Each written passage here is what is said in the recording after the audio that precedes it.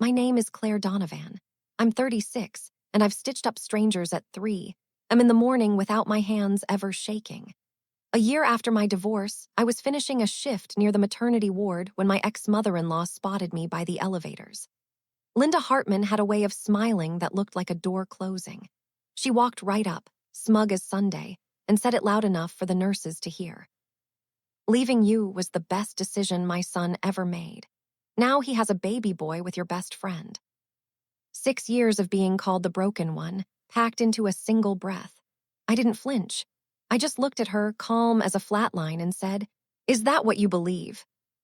5 minutes later, a man neither she nor my best friend expected walked through that door. And the one name nobody wanted written down was about to be read out loud in a courtroom. Welcome back to Lily Drama Stories, where calm women face loud cruelty, and the truth takes its time, but it never misses. If a quiet kind of justice is your thing, settle in. Drop a comment telling me where you're listening from, and be sure to subscribe. Let me back up 5 minutes, because the smile came before the man did. It was a Thursday near the end of a 12-hour shift, and I was handing off a chart to a night nurse named Owen. The maternity wing sat one hallway over from the emergency department where I worked, and I'd cut through it 100 times without thinking. Linda was there visiting. Of course she was. Hannah had delivered 3 weeks earlier, and the whole Hartman side of town had been parading through with balloons and casseroles. I knew that. I'd braced for it. What I hadn't braced for was Linda planting herself in my path, like she'd been waiting all afternoon. She looked me up and down, taking in my scrubs and my tired eyes, and her chin lifted. That was when she said her piece about her son and his baby boy and my best friend. Owen went still beside me. A passing aide slowed her steps, and I felt my own thumb find the thin gold watch on my wrist, the one that had belonged to my grandmother, and press against its face the way I'd done since I was a girl, waiting out something I couldn't change yet. I didn't raise my voice. I'd learned a long time ago that the loudest person in a room is rarely the one holding the truth. "Is that what you believe?" I asked her again, softer this time. Linda blinked, thrown by the calm. She'd expected tears or rage or at least a flinch. She got none of it. And somewhere down that hallway, a set of automatic doors hissed open, though I didn't turn to look yet. I didn't know who was coming, but I knew what I'd already set in motion. Here's the thing you should know about me before the rest of it makes sense. I grew up in a farm town in southern Ohio, the kind of place where everybody's business is everybody's gospel. My mother cleaned houses. My father drove a feed truck until his back gave out. I worked 2 jobs through college and another 2 through medical school, and I learned to keep my head down and let my work speak. That was the whole of my philosophy for most of my life. Do good work quietly, and the truth will sort itself out. People will see who you really are. I believed that the way some people believe in luck. It made me good in a trauma bay, where you don't get to panic and you don't get to explain yourself. You just fix what's in front of you and move to the next. The smell of the place, that clean cotton and antiseptic smell that clings to everything in a hospital, used to settle me the second I walked in. It meant I was somewhere I was good, somewhere nobody had ever once called me broken. I could run a code, set a shoulder, talk a frightened kid through stitches, all without my pulse climbing. But that same instinct, the one that made me steady under pressure, had a shadow side. I carried things alone. I didn't ask for help. And when people started telling a story about me that wasn't true, I did the worst possible thing a quiet woman can do. I trusted that staying quiet would be enough. The hospital was the one place left where nobody dared call me hollow. The rest of my life, by then, was a different story. I married Ethan Hartman when I was 28. He was charming in a way that made strangers feel chosen. He remembered names. He shook hands like he meant it. Half the county would have vouched for him, and for the first few years, so would I. We wanted children. We tried for a long time, and nothing happened. And the not happening sat in our house like a third person at the table. After about 2 years, I did what any doctor would do. I suggested we both get tested, simple blood work, a basic workup, the kind of thing I ordered for patients all the time. Ethan refused. He laughed it off at first, then got sharp about it. He said Hartman men didn't have those problems. He wrapped it in a little speech about faith, about how we should leave it in God's hands. I pushed once. I pushed twice. And then I let it go because you cannot drag a grown man into a clinic, and because I still believed silence was a kind of patience. I went and got tested by myself. My results came back completely normal. I remember sitting in my car in the clinic lot, reading the paper, relieved and confused at the same time. If it wasn't me, then what was it? I didn't have an answer. I couldn't force one. And the longer I went without one, the easier it became for the people around me to write their own. By then, Ethan had already started saying things, quiet things, to his mother first, that maybe the problem was me, that maybe I just couldn't. I didn't know yet how far a quiet lie can travel when the right person decides to carry it. Linda Hartman ran the women's circle at her church the way a general runs a campaign. She'd buried her husband young and raised Ethan alone, and somewhere in those hard years, she decided her son was proof she hadn't failed. He was perfect because he had to be. If he wasn't, then what had all that sacrifice bought her? So when Ethan whispered that the trouble was probably me, Linda didn't question it for a second. She picked it up and she ran. It started small. A sympathetic sigh at a potluck, a hand on someone's arm, a lowered voice. Poor Ethan, he wanted children so badly. Then it grew teeth. At a church supper that fall, she introduced me to a visiting pastor's wife with a look of practiced pity. "This is Claire," she said. "My daughter-in-law. She's a doctor, you know. Such a shame about the children." The woman gave me a sad, knowing nod, and I understood that whatever story had been told about me, it had already arrived ahead of me. I stood there in my good dress, holding a paper plate, and Linda patted my hand like I was the one who needed comforting. Then she said the thing she'd go on saying for years, the thing she said the way other people say grace. "Some women just aren't built for it." She smiled when she said it. She believed it. That was the worst part. She wasn't being cruel on purpose. She was repeating what her son had handed her, polished and certain, and she had no idea the words were a lie wearing her own voice. I drove home that night and didn't say anything to Ethan. I should have. But I was still waiting for the truth to sort itself out. Hannah Reeves had been my best friend since we were 15. We met in a high school chemistry class and stayed close through everything that came after. My move away for school, her string of jobs that never quite stuck, 2 states and a dozen years.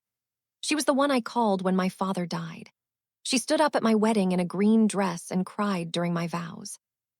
So when the church talk started getting to me, Hannah was who I leaned on. She'd come over with wine and let me vent, and she always knew the right thing to say. Or so I thought. Looking back, every comfort she offered had a hook in it. "You're so accomplished, Claire. Maybe that's just not your path. Ethan adores you. Don't let his mother get in your head. You don't need a baby to be whole." Kind words, all of them, but they always landed on the same bruise. They always reminded me of the thing I supposedly lacked. I didn't notice then how often her eyes drifted to Ethan across the room, or how she'd started knowing things about his schedule that I hadn't told her. I was too busy being grateful to have one person who didn't seem to be judging me. She'd sit on my couch, in my own living room, and tell me I deserved better, and I'd nod, never once thinking she meant she deserved my life. People like Hannah don't take what's yours all at once. They borrow it piece by piece, until one day you look up and it's gone, and they're standing in it like they were always meant to. I trusted her completely. That was the second mistake I didn't know I was making. Ethan filed for divorce on a Tuesday. I came home from a shift to find a manila envelope on the kitchen counter and his closet half empty. He didn't even wait to tell me himself. By the weekend, he'd moved into Hannah's apartment across town, and the story had already been written for me. The version going around was tidy and cruel. Claire was cold. Claire was married to her job. Claire couldn't give him children, and a man wants a family, doesn't he? Linda made sure every pew heard it. Hannah, my Hannah, said nothing to correct it. The 2 people who'd known me longest let me become a cautionary tale, and I didn't fight it because fighting felt like proving them right. I didn't post a word online. I didn't call a single person to defend myself. I went to work the next morning and said a teenager's broken arm and told him he'd be fine, and he was. And that felt like the only true thing I did all week. If you've ever swallowed a lie about yourself just to keep the peace, to keep a family, a friendship, a reputation you'd spent years building, then you know exactly what that tastes like. It tastes like blood you're not allowed to spit out. Stay with me here because this is where I started to understand something. The peace I was keeping so carefully wasn't even mine to keep. It belonged to the people lying about me. They were the ones who needed me quiet. Comment truth if you've ever been there and keep watching because the silence didn't last. I want to tell you about the day. A hospital board taught me that some things are worth getting loud about. The story stopped being about my marriage the day it walked into my hospital. I'd been in line for years to lead the emergency department. I'd built the trauma protocols half the county now ran on. The job was as good as mine, and everyone knew it. Then the whispers found the credentialing committee. Not the truth. There was no truth to find, just the shape of it. Dr. Donovan's personal life is unstable. There are questions about her judgment. Did you hear about the divorce? About what her husband's family says? One board member, a man who golfed with Ethan's uncle, started asking pointed questions about my fitness to lead under stress, as if I hadn't spent a decade staying calm while people bled out on my table. When the position was announced, it went to someone with half my hours and none of my protocols. They told me I was a strong candidate. They told me it was a difficult decision. They did not tell me the real reason, but I'd grown up in a small town. I knew the sound of a verdict dressed up as a compliment. That was the night something shifted in me. A lie about my body had cost me my marriage, and I'd let it because I thought enduring it was the decent thing to do. But now the same lie was reaching into the one place I'd never let anyone touch, my work, my name, the thing I'd bled for. I sat in my car in the hospital lot, the same way I'd sat years before reading my normal test results. And I realized the silence I'd been so proud of had a price tag, and someone else had been quietly running up the bill. A nurse I trusted gave me the name of a lawyer named Margaret Olson. Margaret's office was above a hardware store, and she had reading glasses pushed up into gray hair and a way of looking at you like she was already 3 moves ahead. I told her everything. The marriage, the church talk, the board, the job I'd lost. She listened without interrupting, which lawyers rarely do. And when I finished, she set down her pen. "What you're describing might be defamation," she said. "Maybe false light, but I won't lie to you, it's hard." She laid it out plainly. To win, we'd have to prove 3 things: that a specific false statement had been made, that it had been spread to other people, and that it had caused me real, measurable harm. "The harm part you've got," she said.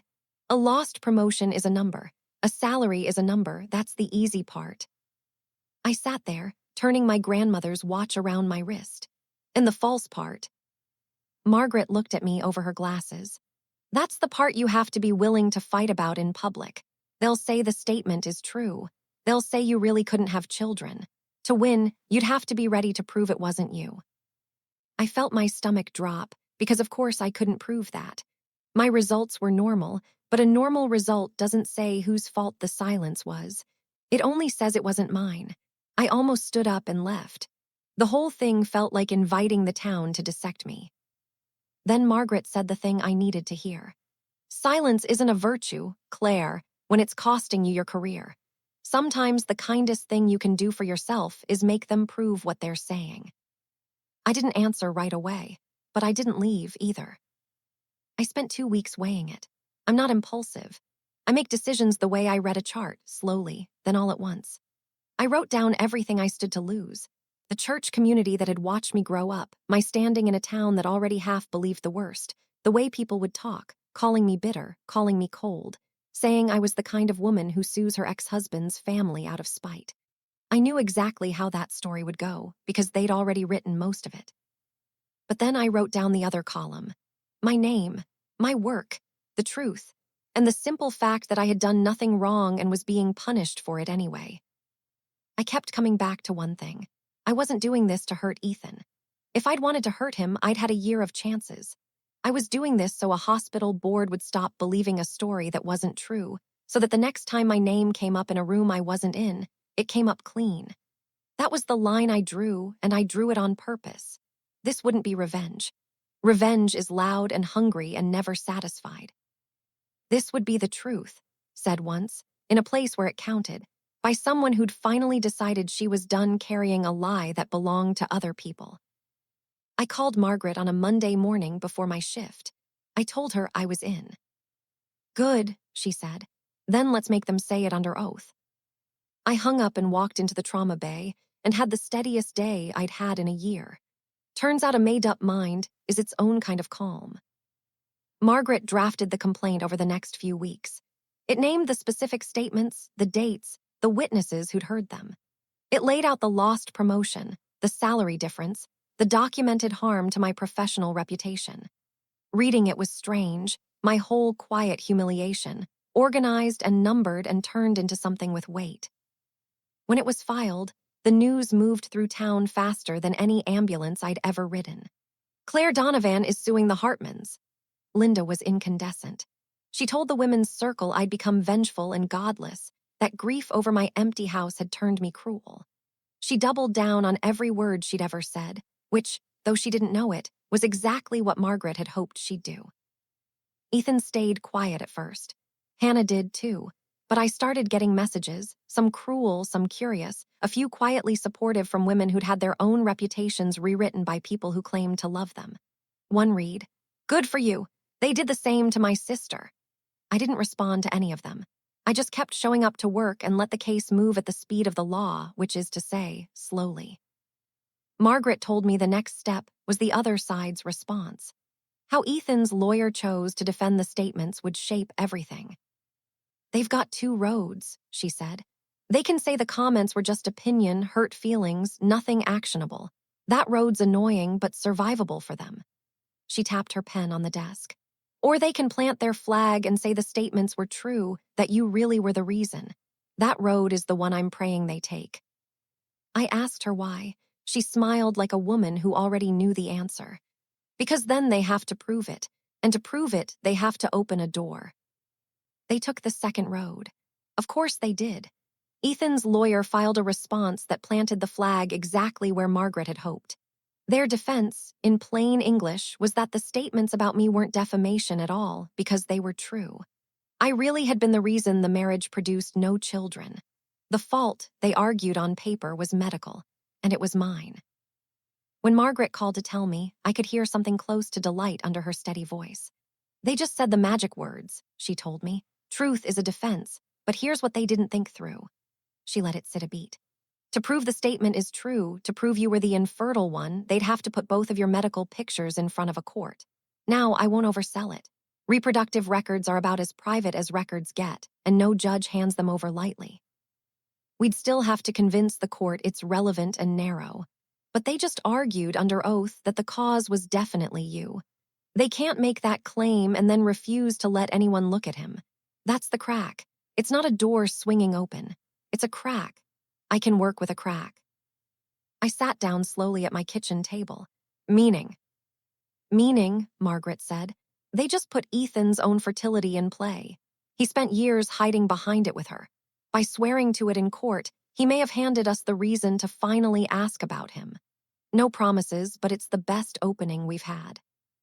For 6 years, I'd been the one whose body was up for discussion at potlucks and prayer circles. And in trying to make that official, in trying to win by saying it loud in court, the Hartmans had done the one thing none of them had ever been willing to do. They'd opened the door to looking at Ethan. I thought about him refusing the tests all those years ago, the sharp little speeches, the way the subject had always slammed shut whenever it turned toward him. I didn't say anything to Margaret yet, but a thread I'd buried a long time ago had just twitched, and I felt it move. That night I couldn't sleep, so I did what I always do when something won't sit right. I went back through the timeline in my head, slow and careful, like reading an old chart for the thing you missed the first time. And there it was, 7 years back, a morning early in the marriage when Ethan had driven up to the city alone for what he called a routine physical. He'd been gone all day. He came home different, quiet in a way that wasn't like him, short with me over nothing, and he'd poured himself a drink before dinner, which he never did on a weekday. I'd asked if everything was okay. He'd said the doctor was a quack and the whole trip was a waste, and he changed the subject so hard it left a mark. And here was the part that kept me staring at the ceiling. After that day, he never mentioned getting tested again. Not once. Before the city, he'd at least pretended to take the question seriously. After it, the subject was simply closed. And somewhere in that same stretch of weeks, the first whispers about me began. I'd filed it away at the time as a man being moody about a wasted afternoon. I hadn't connected it to anything, because I hadn't been looking for a lie. You don't audit the people you love. But now, with Margaret's words still in my ears, that quiet day in the city looked less like a wasted trip and more like the moment something got decided. I didn't have proof. I want to be clear about that. I had a memory and a bad feeling, which is nothing in a courtroom. But it was enough to tell Margaret where to point. And the next morning, that's exactly what I did. Margaret listened to my story about the trip to the city without writing anything down, which I'd learned meant she was paying close attention. When I finished, she was quiet for a moment.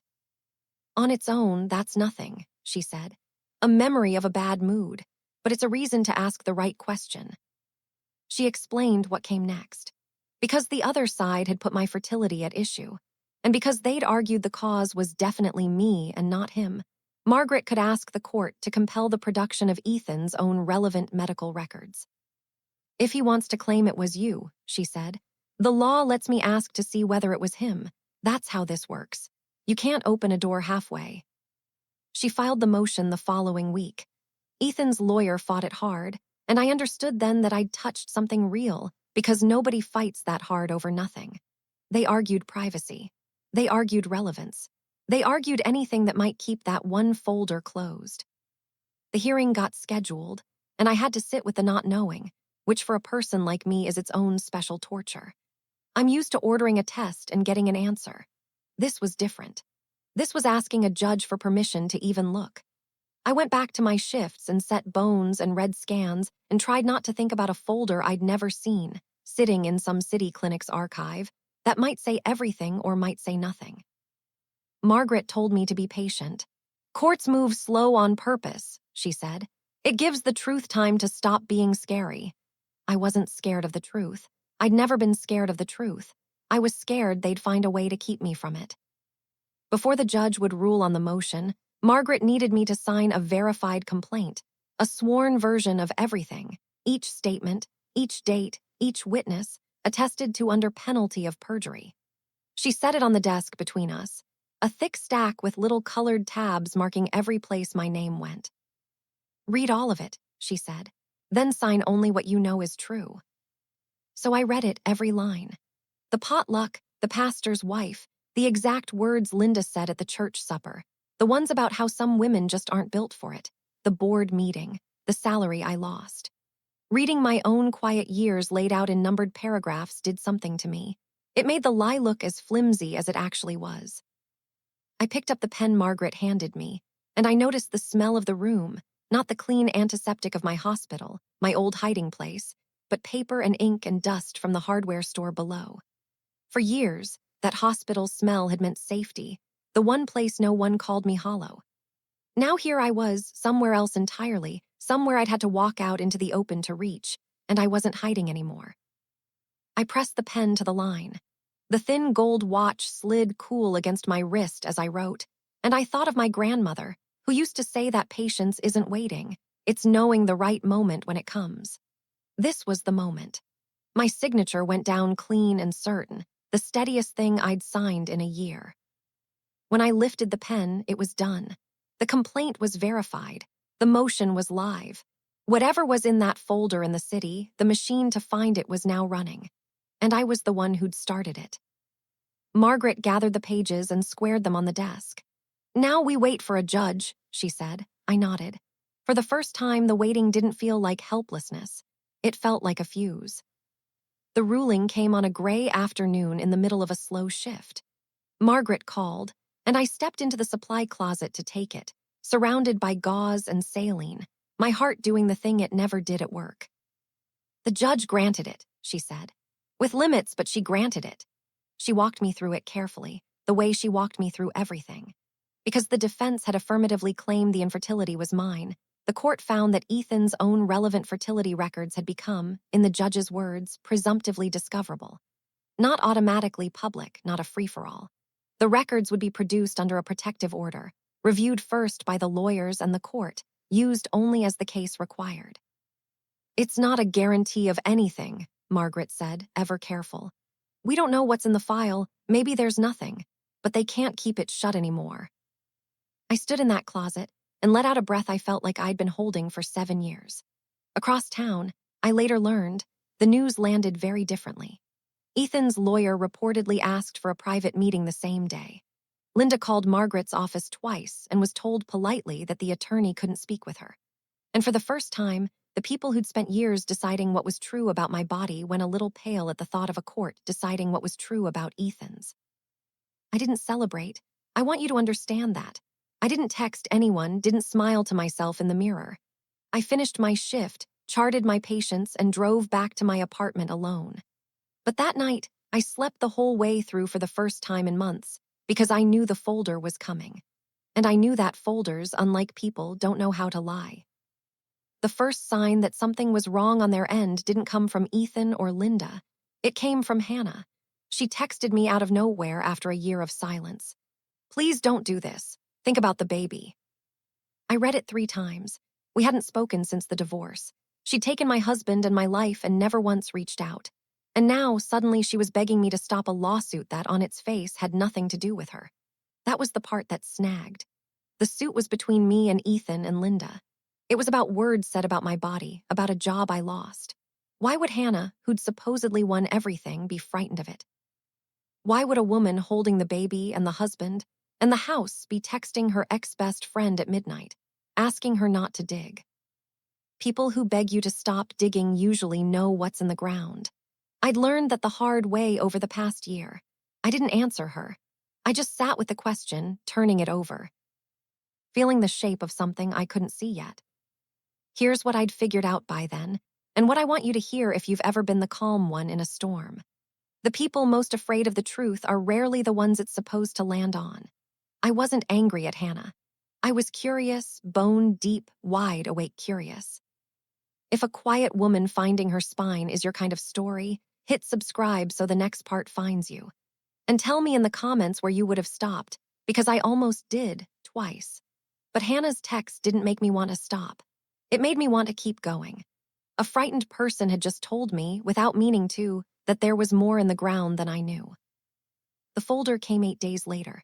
I want to be precise about how because it matters. I did not see it first. I couldn't have and I wouldn't have. I'm a doctor and there are records I have no right to touch, not my ex-husband's, not anyone's. That's the law and it's a good one. The records went to Margaret through the proper channel, under the protective order the judge had set. She read them with the other side's lawyer present, the way it's supposed to work. Then she called me and asked me to come to her office, which she'd never done before. I knew before I sat down. She had the careful face people get when they're about to hand you something heavy. 7 years ago, she said, Ethan went to a clinic in the city, the one you remembered. She slid a single sheet toward me, just the line that mattered, the rest blacked out under the court seal. The diagnosis was a word I'd written on charts 100 times, azoospermia, no measurable sperm. Ethan had been told, in plain clinical language, that he could not father a biological child. 7 years ago, the same week he came home moody and changed and quietly closed the subject forever. The same stretch of weeks the whispers about me began. I sat very still. Margaret watched me the way you watch a patient after you've told them the scan results. I didn't cry, and I didn't shout. I just felt something enormous and quiet rearrange itself inside me, like a bone going back into joint. For 6 years, I had been the broken one, the barren one, the shame of the Hartman family. And the man who'd let an entire town believe that had known the whole time that the empty house was his. I drove home with that single sheet of paper folded in my bag, and I didn't turn on the radio. I expected to feel triumphant. I'd braced for that, even worried about it because I didn't want to become a person who's happy about someone else's ruin. But triumph never came. What came instead was something stranger and sadder. Grief, almost. 6 years of my life had been spent absorbing a wound that was never mine. Every pitying look at church. Some women just aren't built for it. Every night I'd lay awake wondering what was wrong with me, what I'd failed to give, why my body had supposedly betrayed the marriage. All of it had been a story Ethan wrote to cover a truth he couldn't face about himself. He'd handed his shame to me and let me wear it in public for years, and his mother had pinned it on with both hands. I sat in my car in the lot outside my apartment, the way I always seemed to end up sitting in cars at the turning points of my life, And I said something out loud to nobody. The same thing I'd said to Linda in that hospital hallway. Is that what you believe? Only now I understood what I'd been asking all along.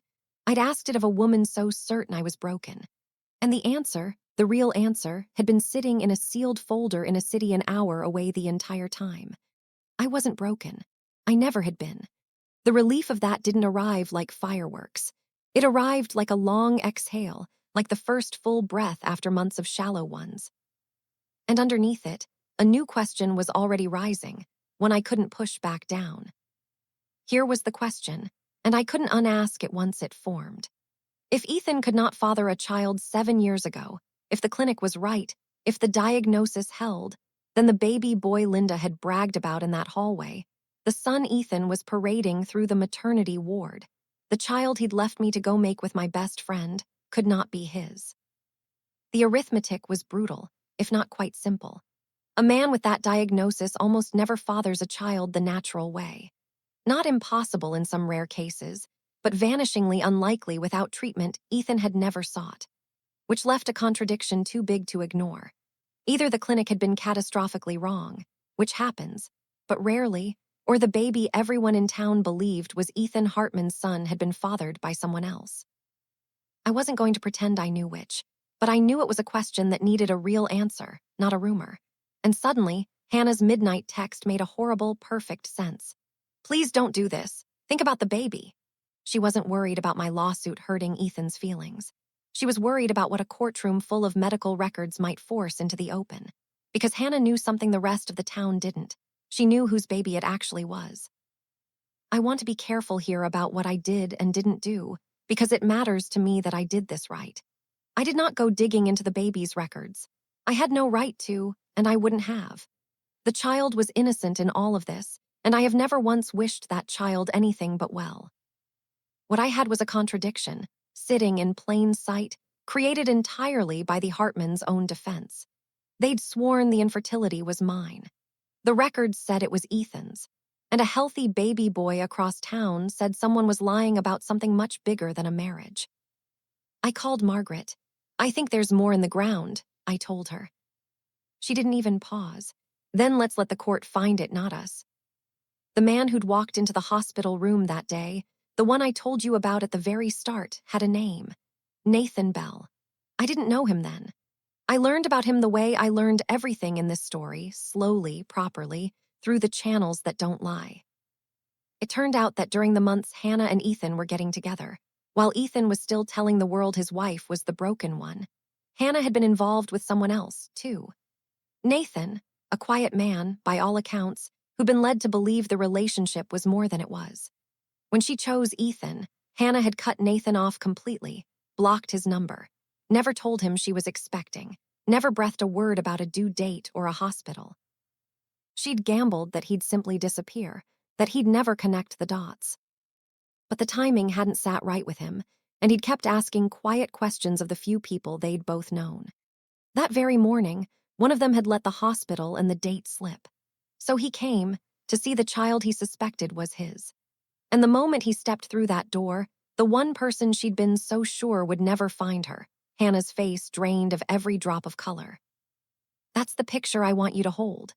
Linda, smug by the elevators, certain her son's perfect life had proven me worthless, and 5 steps behind her, walking into the maternity room, the living proof that the perfect life was built on the same kind of lie they'd buried me under for years.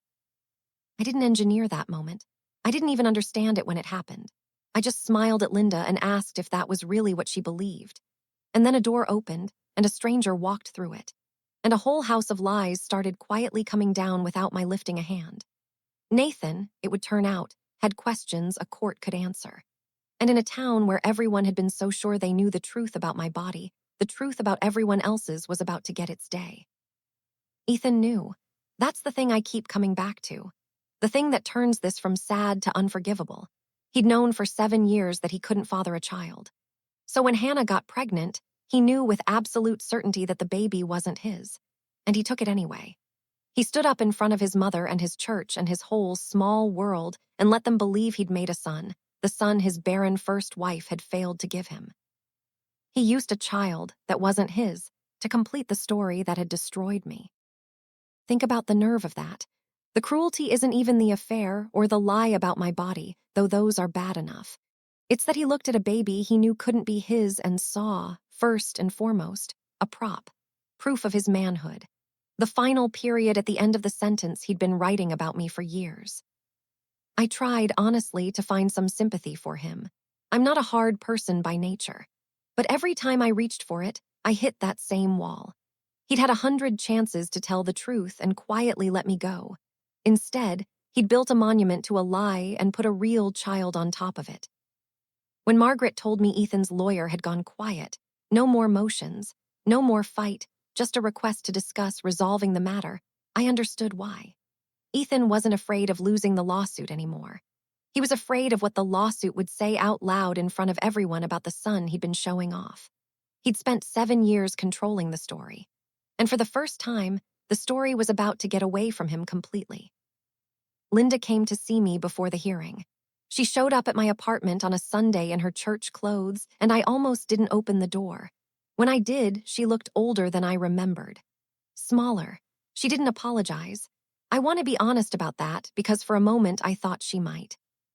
She stood in my doorway and asked me, in a voice with a crack running through it, to drop the suit. "Not for Ethan," she said. "For the family, for the baby, for the name." And as she spoke, I saw something I hadn't expected to see. I saw a woman who'd been lied to by her own son for 7 years. A widow who'd poured everything she had into one boy and built her whole self around the certainty that he was good. She hadn't spread those cruel words because she was evil. She'd spread them because Ethan had handed them to her, polished and certain, and she had loved him too much to ever doubt him.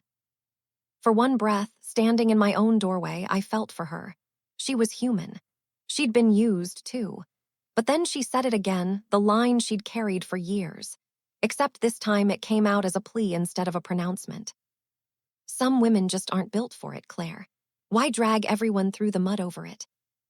And I understood that even now, even standing on the edge of the truth, she'd rather protect the lie than let go of it. Sympathy is not the same as surrender. I could see her pain and still refuse to carry her son's shame one more day. "Linda," I said quietly, "go home. The mud was never mine." She left without another word, and I closed the door, and I didn't feel cruel. I felt finished. Ethan's lawyer offered a settlement, a quiet one. They'd pay a sum, issue a private retraction to the hospital board, make my professional record clean again, if I agreed to seal everything and never speak of it. Margaret laid the offer on her desk and watched me. "It's a good deal on paper," she said. "You'd get your name back. The board would hear the truth. You could walk away with everything you came for." She wasn't wrong. It was, by the numbers, a win. Everything I'd said I wanted.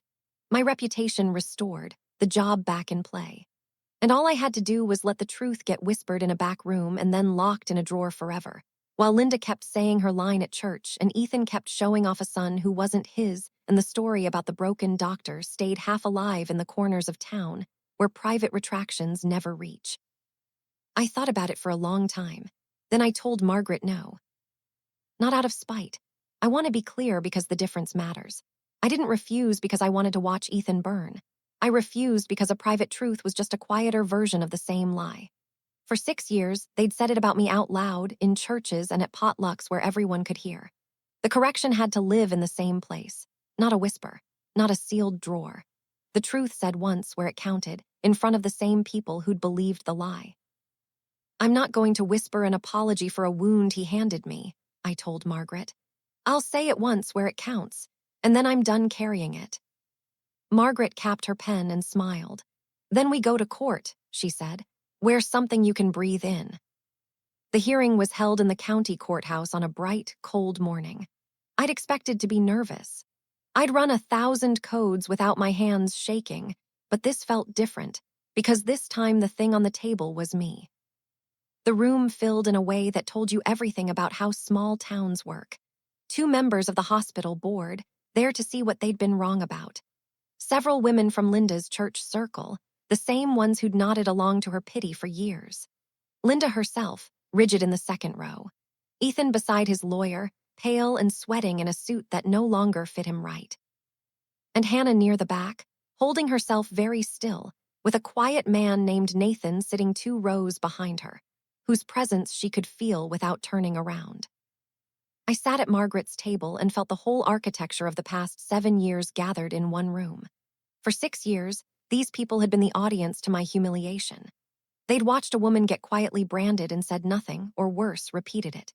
Now they were the audience to something else. That's the part I'd insisted on, the part Margaret understood. The lie had been public.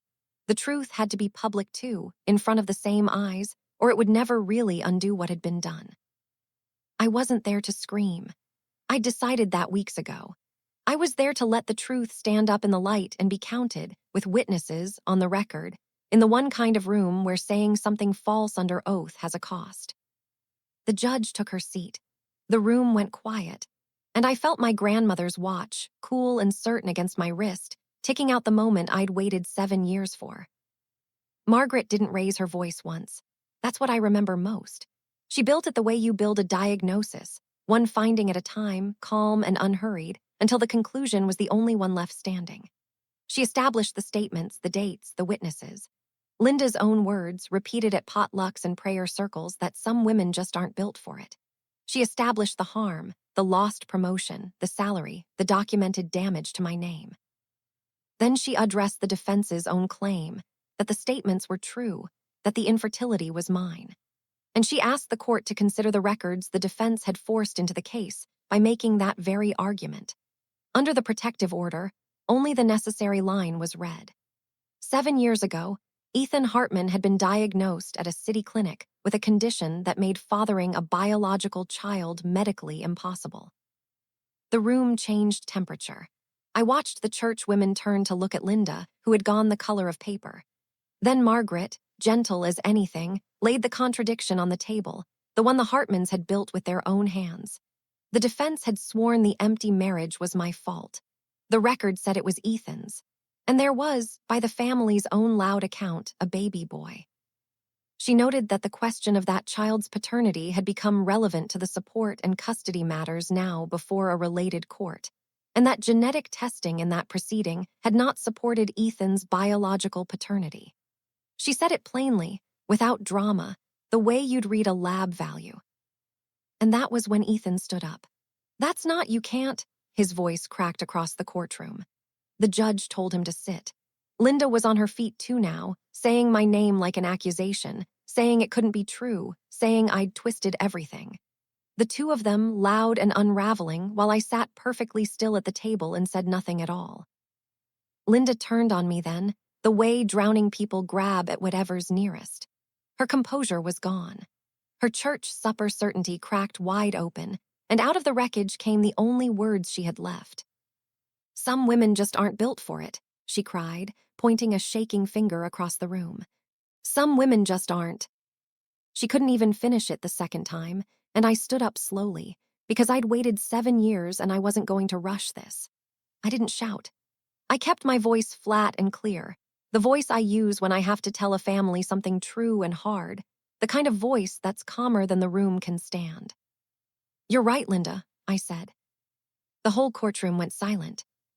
"You're exactly right. One person in this marriage was never built to have children." I let that sit. I looked at Ethan, then back at his mother. The file only ever had his name on it. Somewhere in the back of my mind, a hymn was playing, the one from my wedding, the one Linda had picked, the one that had floated through that church the day I married into all of this. It had meant one thing then. It meant the exact opposite now. Linda's hand dropped.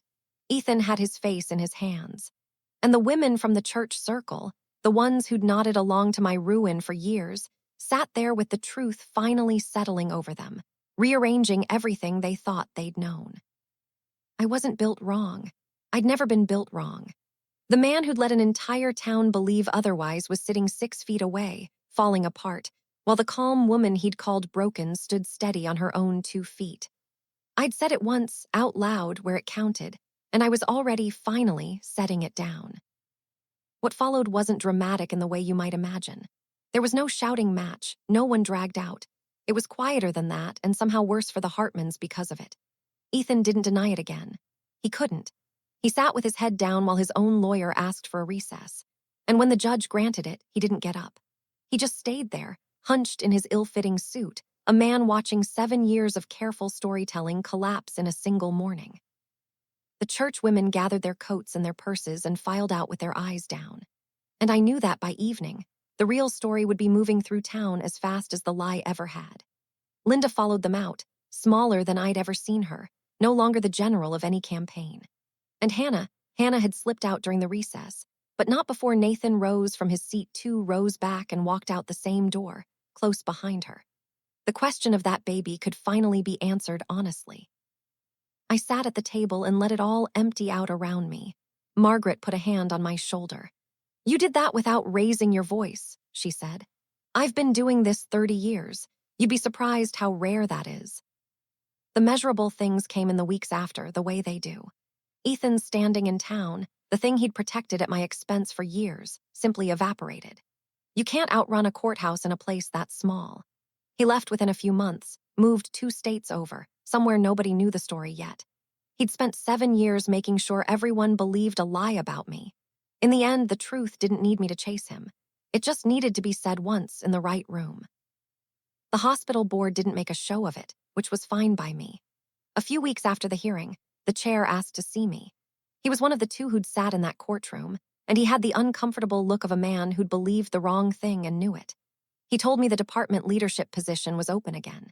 He told me they'd reviewed the matter and found the earlier concerns about my judgment and stability to be without foundation.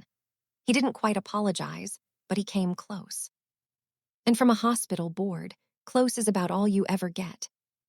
I took the job, not because I needed to win one more thing, but because it had been mine, built with my own hands and my own years, and I wasn't going to let a lie keep it from me a day longer. My first week running the department, I walked into the trauma bay and breathed in that clean cotton and antiseptic smell, the one that used to mean safety because it was the only place no one called me hollow. It smelled different now. It smelled like a place I'd earned and gotten back, not a place I was hiding. I ran my first code as lead with my hands as steady as they'd ever been. And afterward, standing at the sink washing up, I caught my own reflection in the dark window and didn't recognize the tiredness that used to live in my face. It was gone. I want to tell you I felt vindicated, and I did. But more than that, I felt light. Like I'd been carrying a bag of stones for 7 years without knowing the handle was right there, and someone had finally shown me I was allowed to put it down. People always want to know what happened to everyone after, so let me tell you, and then I'll let you go. Ethan left, like I said. Last I heard, he was somewhere out west, starting over in a place that hadn't heard the story yet. I don't wish him harm. I don't wish him much of anything anymore, which is its own kind of freedom. Linda lost the thing she'd built her whole self around. Not because I took it from her. I never said a word against her at that church, but because the truth about her son was simply too big to keep out of a town that size. The women's circle she'd ruled for 30 years quietly moved on without her. I heard she stopped going. I felt a small, real sadness about that, the sadness you feel for someone who chose the lie right up until it took everything. Hannah and Nathan worked out the matter of the baby through the courts, the proper way. And I hope, for that child's sake, they found something steady on the other side of it. That little boy didn't ask for any of this. Hannah and I never spoke again. Some friendships don't break, they just turn out never to have been what you thought, and you set them down with the rest. As for me, I kept the job, kept the apartment, kept the watch on my wrist. I didn't file anything more. I'd gotten what I came for. My name was clean and the truth was standing up on its own, and that was enough. There was one more thing I did, and then I was done. I wrote Linda a short note, not a long one, not an angry one. I'd thought about her standing in my doorway in her church clothes, a woman who'd been lied to by her own son and chose the lie anyway. And I found I didn't want to carry any anger toward her into the rest of my life. Anger is just one more bag of stones, so I kept it simple. "I won't carry your son's lie anymore," I wrote. "You shouldn't either." That was all. I didn't expect a reply, and I didn't get one. But writing it closed something. I slid my grandmother's watch off my wrist that night and held it for a minute, thinking about what she used to say, that patience isn't waiting, it's knowing the right moment when it comes. I'd waited 7 years for the right moment. It had come, and I'd met it. And now the time that Watch had been counting wasn't borrowed against some future reckoning anymore. It was just mine. The whole quiet rest of my life, finally, entirely mine. If you take one thing from my story, let it be this. The truth doesn't shout, and it doesn't chase. It just waits, patient as a watch, for the day someone finally stops being afraid and asks the right question out loud. That's my story. 6 years of a name that was never mine, and one quiet question that brought the whole thing down. If you've ever been told you were the broken one, let this be your sign to stop carrying it. Tell your truth where it counts, and then set it down. If this reached you, share it with someone who needs to hear it tonight. Drop a comment, hit subscribe, and I'll see you in the next one.